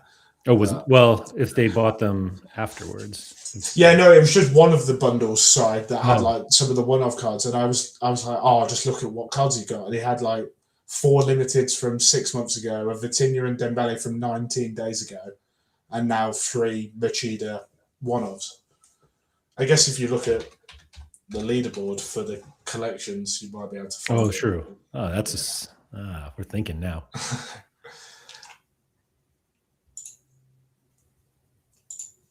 Yeah. Well, I was gonna say it can't be that many people, but you would think that someone should be. So yeah, I think it was that guys. number 3. I think it was the number 3. It was that one. I'm sure it's this. Yeah. So we bought. Yeah, no one that should do any damage, kind of SO5 wise. And then I'm sure when I looked at, he's got he's bought some one of. He's got a couple others, yeah. Chorizo cards as well. So maybe he's gutted his gallery and he's going in for J-League and he's just left Vitinha and Dembele. Oh yeah, so he bought Quinones of Marinos. That's a good pickup. Yeah, okay. Abe of Gamba, not terrible. Yaneka. Yeah, and then there's just a Douay and a Vitinha. If you're going to buy guys from these teams, getting some of the cheaper one of 1,000s is going to be huge for the collection. So it makes sense to me. True. Yeah. What one of first owner? Is it like, what's that, 70, 80, or is it 100 collection? I guess if they're jersey mint, oh no, the keepers are now there because they've done the 2 ofs. Yeah, but like these are already 3%. These Gamba and Osaka are already 3% after. Yeah, although he must have bought. Yeah, so he's got 10 Osaka cards. So they're worth what, 60 points each? Was that? So, yeah. Yeah. Okay. Interesting. And you need just about 750. Is it 750 for 5%? There must be. Yeah. So this is a 2 of. Yeah, I'm guessing that's jersey mint goalkeeper again. Yeah. And it's 750 for 5%. So you're at 12 and a half, 13 cards for 5% if you go on the one-offs. Mm-hmm. Yeah. I don't know how people found that strategy this year of flooding that straight to 5%. I don't know how people did. I was late getting it. I can't even remember. I think I started playing the season with League Unlimited, and I waited 2 weeks. I started at like midway of the boosted hot streaks. So I don't know how people found that buying in early, getting 5%, if that worked for them. But I guess with this again, as I said, you've got another 2 weeks if you want hot streaks because all these teams only played twice before that. Yep. Did you look at to see who if there was any team that had 2 really good opening fixtures? First 2 opening fixtures, Kashima and Rare Soul play each other on opening 2 before the hot streaks. That's a good question. Yeah, before hot streaks. Yeah, I did do. Let me have a look. So, just doing very quick. Some Fettre open up on Friday against the newly promoted Nagasaki. Antlers play Schultz opens up against Kashima. Yeah, Aurora Reds play Chiba. I mean, I would say whoever's played hopefully they played the newly promoted until we get an idea. I mean, Vissel are that Friday game in the second week where they play the newly promoted, where it's just the 2 teams covered because that's the Friday. But as I said, I think they play Seoul in the Asian Champions League on the Tuesday. Wait a minute. Sorry. The second game week is 14 teams. That Vissel game is the Friday morning. So there's only 2 teams covered. That's leaderboard 3 before we switch to hot streaks. 2 teams playing, right. Yeah. So for some reason I thought it was 2 games, but it's actually just 1 game. Yeah, so as I said, they play on that Friday against the newly promoted team, the only game there, but on the Tuesday they play Seoul in the Asian Champions League. So, as I think I said it in the Discord before to you, that it's a good, it'd be the 3rd one then, yeah. It'd be a good opportunity if you have a Vissel stack. That's what I mean, yeah. If you have the Vissel stack, then... But do they rotate, like, Asian Champions League, they are top, but I think they're still not guaranteed, or they might be because of who plays who. But they've still got to play Champions League then they play Nagasaki, then they play Champions League, then they play J-League again. So it's 4 games in the space of 2 weeks. Good luck picking that lineup if they think, oh, it's the newly promoted team, so we'll rotate in the first. Right. Yeah. So, yeah, this is just always bought into that strategy. I said, I just want to watch these first 2 match days of the actual league to get an idea of where every team is at. So Tokyo start with 2 home games, but it's Kashima and Urawa, which I guess Urawa is not that great, but yeah, you get some funky kind of scheduling. As I said, when we looked at that spreadsheet when I showed you the hot streak teams, you look at the end of the year where I've put like the best teams with their best 5 runs. I know San Frecce play 4 of their last 5 games at home, and as part of that, one of the newly promoted teams. So yeah, these ones at the bottom underneath the black line. So yeah, like last 5 fixtures for Rare Soul, they play 3 at home, including one of the newly promoted.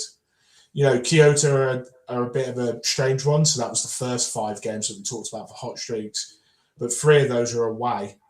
But they were the Kyoto Sanga, so they play. So they're at Hiroshima game week 3 of the hot. So game week 1 of the hot streak, if that makes sense. But yeah. So they from Hiroshima, from San Frecce or from Avispa, Avispa would be the start of the hot streaks with it. Yeah. But then they play 3 away from home, including one of the newly promoted teams in Nagasaki in week 5. And Kyoto were first if you just took away games last year, and like 10th for home games, and they finished 3rd. They were the top goal scorers in the league. That included Rafael Elias. I think he missed at least 5 or 6 games. So there's edges like that you can find that, they've got 3 away games, so you would think, that's not the best, but actually they were the best team away from home last year. If you're on that run, Hot Streak 5, they played the newly promoted team, Hot Streak 5, of all the positions you'd want to be in, that would where you'd want to land. So, yeah, the fixture list gets a little bit funky towards the end of the season. As I said, you get the 2 favourites, Antlers and Rare Soul in that side, have got 3 games at home each in the last 5, and Antlers played 2 of the newly promoted teams in that last 5 games. You have to wonder just how those games are treated with no relegation possibility. Well, and I would say for the top teams, they will play all the way through because it's only the number 1 seed overall. So even once they've gone through their East-West playoff, that guarantees Asian Champions League elite. So it will only be one of Antlers if it's Antlers versus Kyoto as the 2 number 1 seeds from the 2 sides. Then only one gets Asian Champions League elite guaranteed. So I think the top teams will run all the way to the end of the season. Plus the fact that I think the prize money this year, because of, well, not this year, but just this little tournament, is pretty heavily boosted, as in terms of league position and how many wins you get. I think it's like $40,000 a win for a team, and then it's like 150 million yen for the first place, which I'm not quite sure on the conversion, but I think for some of the top teams, they will definitely play. So 150 million yen is just less than £1 million, which for these teams is not an insignificant amount of money. Yeah. And obviously Asian Champions League, where they then get to go, and I think the 3 Japanese teams should get through from last season, and then they end up with games in Saudi and places like that. The Champions League is a big money maker for them as well. Mike's here saying that Vissel have qualified per Matsuyama, but so shout out Matsuyama. The Discord and everything he does is incredible. I have to admit, most of what I'm keeping up to date with, because it's very hard from someone not in Japan to keep up with the intricate details of what's going on in Japan, coach firings, pre-season friendlies are extremely hard to find outside of Japan because a lot of them are no camera coverage, stuff like that. So yeah, those kind of discords are invaluable for this kind of competition. Yeah, Matsuyama has a Discord and I believe a Patreon as well. Yeah, he does. So, I've got as part of the Patreon you get access to the Discord. Yep. And for all intents and purposes, it's by far the best resource for Sorare J.League. I've 1,000%. I've learned so much over this off season with it. Yeah, it's very, very good. He's got depth charts, goalkeeper charts. I think he's doing a running the 5 fixture kind of block, the running like total of now this team jumps to the top for their next 5 fixtures. They've got the so when you look at hot streaks, that's going to be invaluable as a resource. Yeah, this Vissel Kobe kind of opening run is it's interesting because as you said, like they opened against Kyoto, but then have that Champions League game against Seoul. And then one of the promoted teams, an Asian Champions League match against, I don't know where that team even is. I should know. Indonesia, I want to say. The game I used to play. Malaysia. Okay. So I think the good thing about, not that there's a massive amount anyway, but at least with the Japanese teams being split east and west, the teams are actually cutting down any travel that they had to do within the league, if that makes sense, because you haven't got teams going from one end of Japan to the other because they're split east and west. So I think we touched on it earlier about the rotation and the stability. I think that will help as well. Did you have a thought of just ignoring the Champions League teams early on? Or is it just tough because those are the players you actually want? Yeah, so I think when you look at the Champions League teams, it's Vissel, Machida, and Hiroshima. So Antlers and Rare Soul, who would be 1 and 2 from last year, don't have it. Kyoto don't have it. So 1, 2, and 3 actually from last year don't have Asian Champions League. So I think you could avoid it.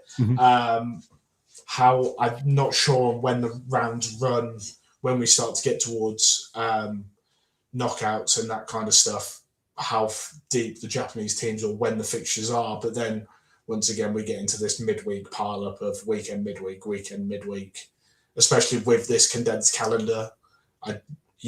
There's got to be points where those teams are going to be playing 3 weeks of midweek, or in a space of time. So, I think you could avoid them. The Japanese teams are sat 1, 2, and 3 in the Asian Champions League at the moment with 2 games to go for the qualifications. So they should, if they all win, when are we this time next week?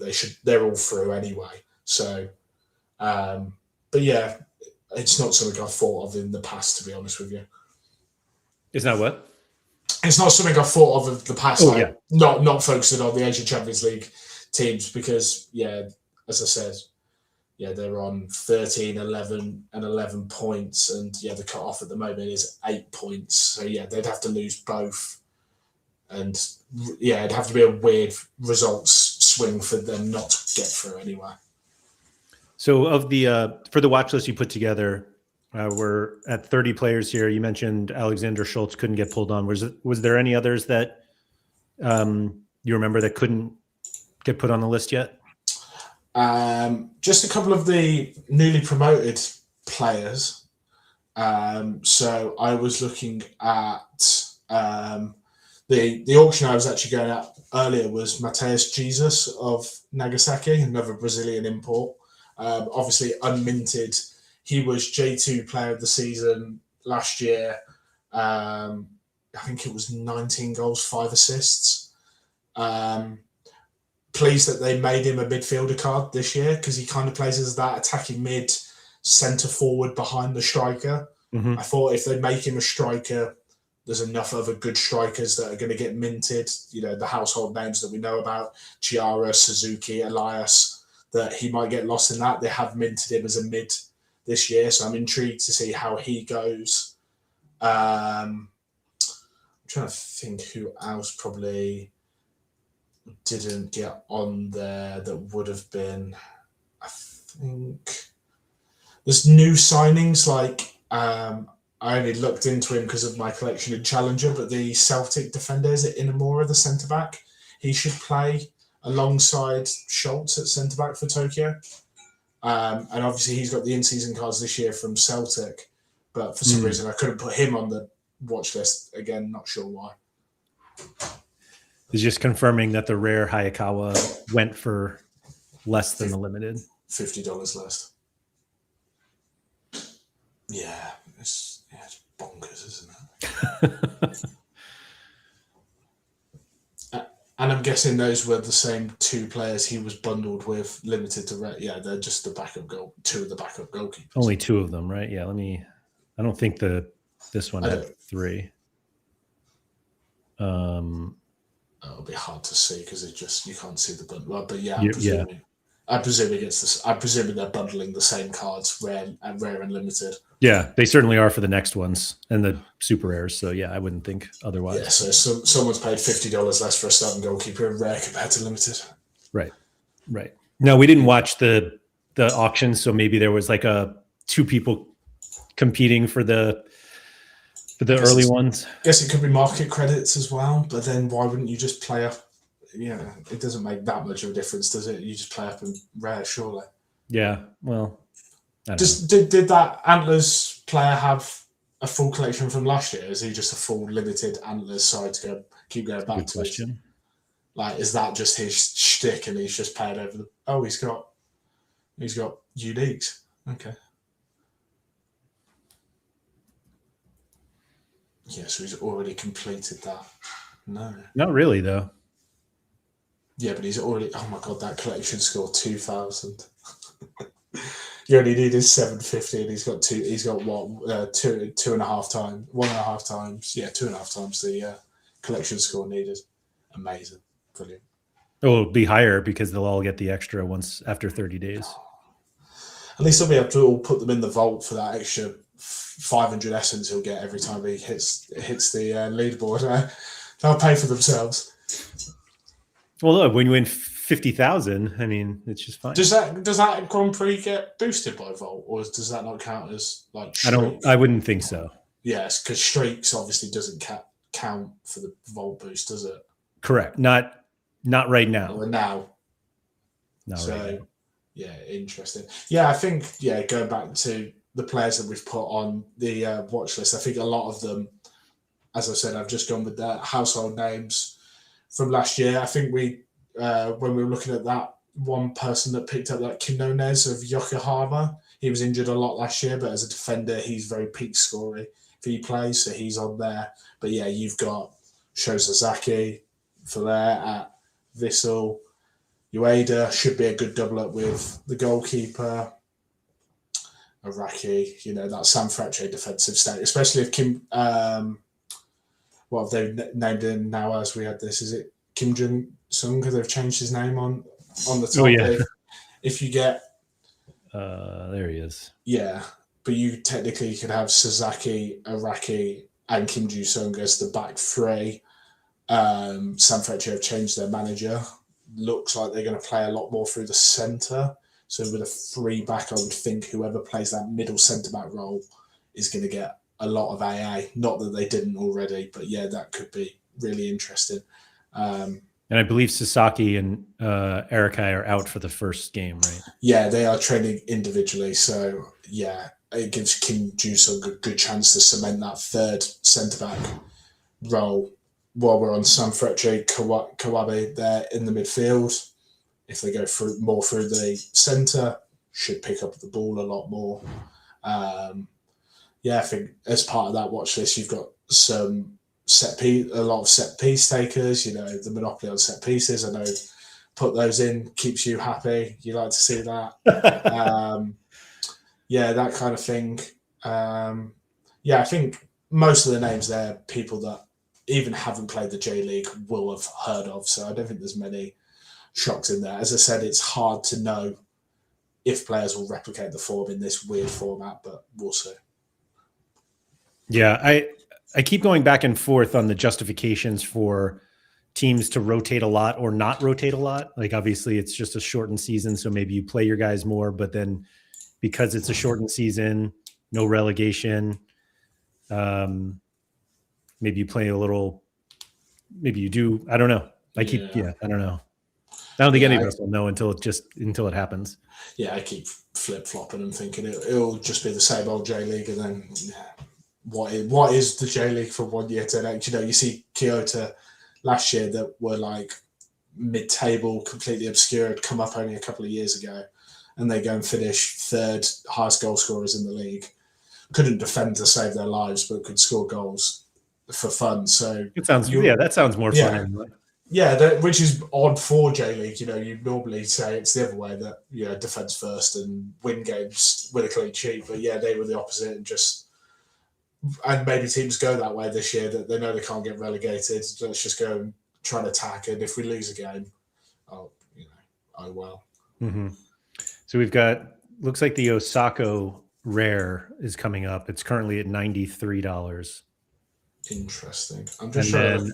I noticed that there was the defender bundle was Erikai, Kim Ju-sung, and Nakano. Yeah, they have Sho Sasaki in a different one. So Elias of Kyoto, the two one-ofs, the last bids in limited and rare were exactly the same price. So both last bids I can see were £65 for the one-of rare and the one-of limited. So we don't know how much higher they went, but still, I would have thought would have gone much higher on each one. So this seems, once again, we seem to have this price discovery issue of rare and limited. Yeah, it's always just an interesting one to me. Just going to go back to let's see. Just want to go back to what the streaks are in rare.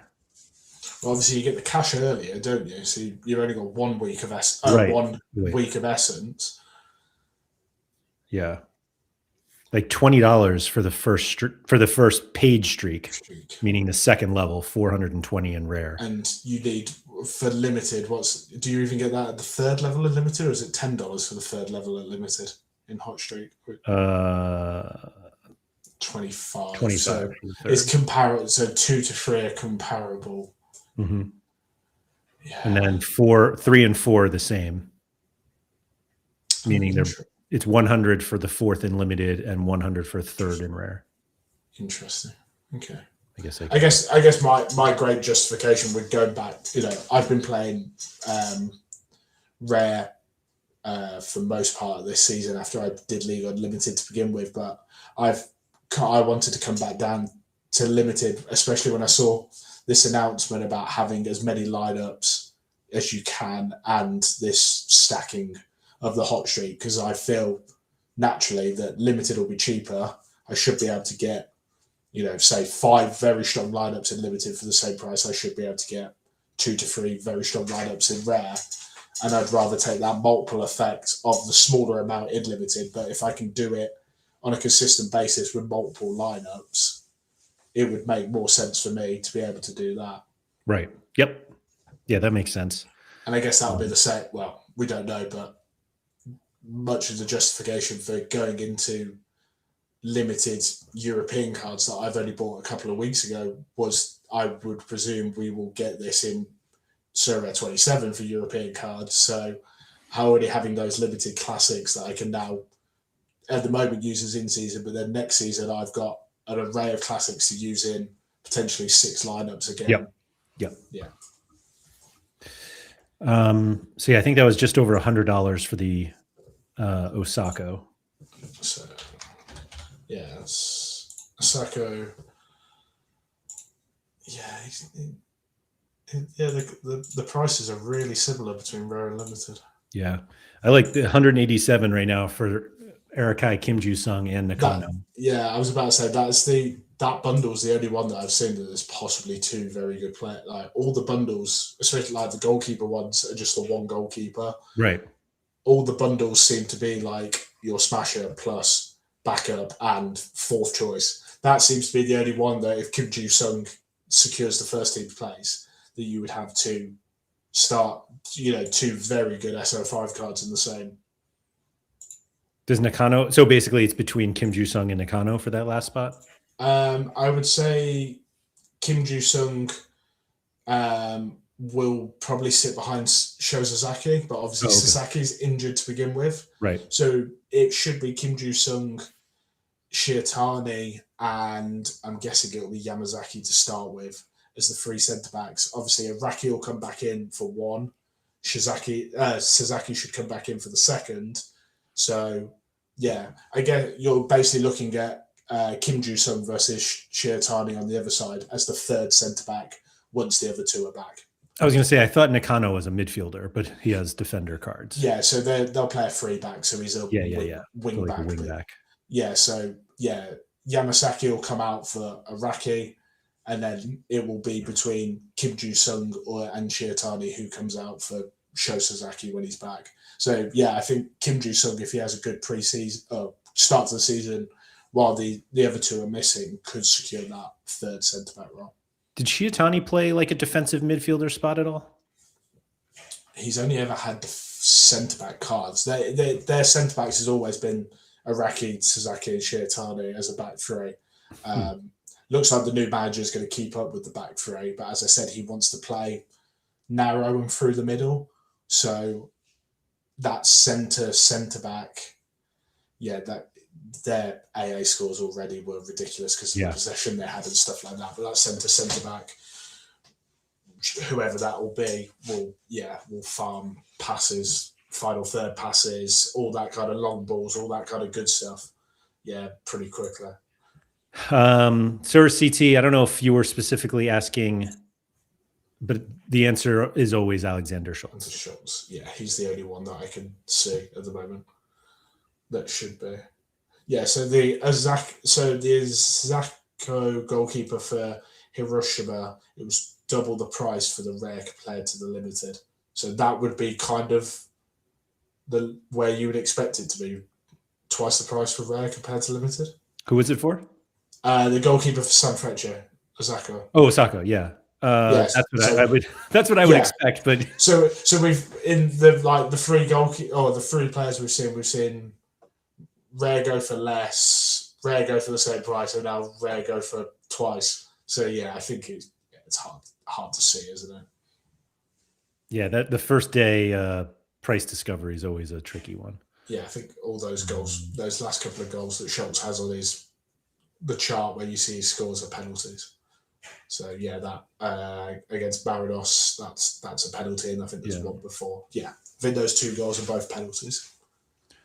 I just wanted to see what the one of. Oh, yeah, that's interesting. So $60 probably. Okay, and I presume he just came with two backups. So yeah, so $60 for Schultz. Yeah, At least these guys are young. Yeah, I had. I saw there's a one-of classic on the market for about £10. So what's that, about $15? So about a quarter of the price. I could have this classic one-of. I refused to pay it because the guy only wanted ETH and I couldn't scrape together enough ETH. Let's see if it's sold now. There's a one-off floating around? Did someone pick it up? That's weird. That's not working. Here it is. There you go. So $15 for the classic one-of at the moment. And it's already a decent level. I've already got one that's at 10%, but I just wanted to buy that one because it's the one-of as well. But yeah, he wanted ETH only. He also has the Jersey Mint Hayakawa, but he's put a minimum price of about £250 on that for a $8 card. Oh. There you go. Here we go. So we only need what? We can have to get an in-season unique or a classic unique. Mm-hmm. So we could get Schultz. I got Erikai in this one as well. Okay. Erikai Super Rare. Can you play two classic Super Rares? No. So we've got two lineups worth of defenders. So here we go. Let's have a look at these classic. These classic unique cards to see what we can pick up, and then We're flying. Let's do that just so everybody can really feel the full. I think Shozazaki was available. I think it was about $1,000. That feels high. Let's have a look. I literally had a look the other day because I was like, there it is. Oh, there's two of them. Oh, Erikai Super Rare is half the or Unique's half the price. Jordy Crooks, there you go. Little J2 League coming back to J1. There you go. A little under the radar. Yeah, Jordy Crooks. I like. There's a good $700 there. That's a bargain. There you go. Unique goalkeeper for the 17th worst team last year, Mateus. Oh, Kojima. You could get the best goalkeeper. There you go. So we could get a Kojima, we could get an in-season Koja to go with our classic Schultz, and you'd probably hit the hot streak with those three players most weeks, and just put two nobodies up front. Easy game. Yeah, easy to hit these hot streaks. I have a Nishikawa Super Rare. Is he still playing? Yeah, he'll be the starter. Wow. Iwara, starting That's literally been like 3 seasons where I was like, this is the last season with him. Yeah, he should be the starting goalkeeper. Here we go. We're literally we're probably 5 cards from having a couple of lineups ready for in-season J-League Super Rare. Fabian said I own the 1 of 10 Super Rare Schultz that I bought for €22. Yeah, so I almost paid half of that just for the limited today. A couple months in. He wasn't in Saudi. Was he in Qatar? Yeah, Qatar. Because who's the other one? Who's the Aurora Reds one that just left to go out to Saudi? It's like Danish one. Hoybrayton. Yeah, that would have been a lovely pair up. You could have. Yeah, there's quite a few uniques floating around. Always. I wonder how many are actually selling. None. You don't even need to wonder. We don't think Pranksy's involved in J-League? No. These are my J-League Super Rares right now. Okay, so we got the Schultz. So what the comment said he got he bought it for $22, the 1 of 10. So that one's probably worth 15.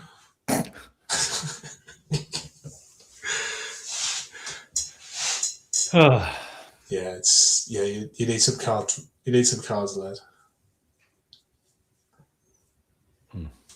How many more people do we need to get on Patreon to fund the J-League season? Thousands. Would you stack Schultz with the goalkeeper? Is he the 5th man? I like that question. Yeah, he'll be 5th man. I've got 2. I'm trying to get a 3rd classic to run in every in-season. Yeah. I mean, what do we say? To FC Tokyo, when they start the hot streak. Oh, FC Tokyo for the last 2 games of the boosted hot streaks have the 2 newly promoted teams. They played Mito and Chiba in back-to-back games, so that's like game week 63 and 64 because it runs into a midweek. Yeah, so game week 6 and 7 they played the 2 newly promoted teams, and at home to Yokohama in the game before. So ignore the Rare Soul game, but the Tokyo 5 as part of the boosted hot streaks is quite nice actually. Away to Frontale is probably not great either, though. Yeah, but Kawasaki Frontale will probably score, but Schultz should have some defending to do in that game. Mm-hmm. But I was looking at that, especially that Yokohama, Mito, Chiba 1, 2, 3, and even then out of the boosted hot streaks, Tokyo Verde and the Tokyo Derby. Then it's Machida. It's a little bit hard, a little bit worse, but you probably aren't going to get a better 3 games or 4 games this season for him. Right. So, 5th man as your extra was my plan in probably 3 lineups at that point. Yeah, the goalkeeper, I wouldn't. He might get the peak scores in there, but it's more than likely he'll probably just get a 35 or a 60. Mm-hmm. Mm-hmm. Makes sense. Mike Baston's made a good point. You could just play Schultz at limited rare.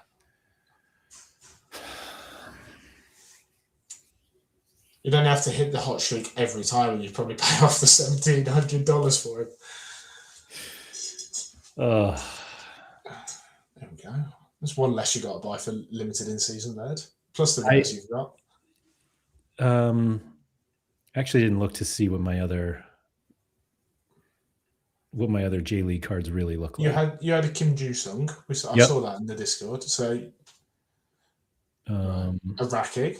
Okay, so we got my only limited apparently.